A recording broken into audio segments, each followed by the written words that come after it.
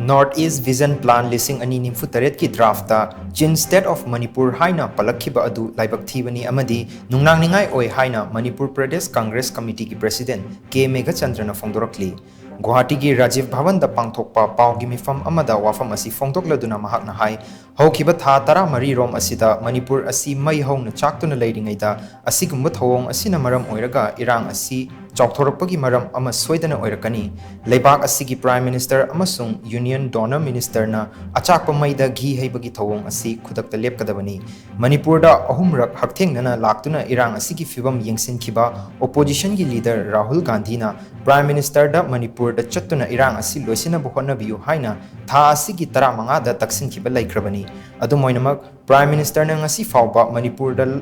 lakna bukhona bagi mamitadri opposition gi luchingba Rahul Gandhi na tha asigi tara manga da Delhi da lairiba Manipuri singa unaduna wari sanakhiba su laikre adubu irang asi hek horakpadagi Prime Minister na di Delhi da lairiba Manipuri sing fawba unakhiba laikidri Northeast Vision Plan lising ani nimfu taret ki drafta Chin State of Manipur Haina Pallakhiba adu state amasung center gitna irang asi loisinaba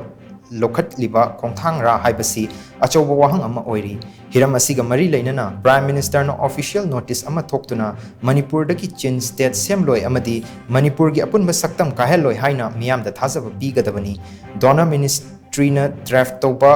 Northeast Vision Plan lising ani nimfu taret da suklay leitaba Chin State of Manipur haina palaklaba fawba Prime Minister na tuminalay silakliba asi ang pafawi thawong asina kumja lising ani nimfu taret fawbagi manungda Manipur gi apunba saktam thugay na ba BJP na hotnarabra haibagi jingnaba leire asi yong na sensitive oiba issue amada Chin State of Manipur haina pansinbada January Union Donor Minister masana thabaktagi resign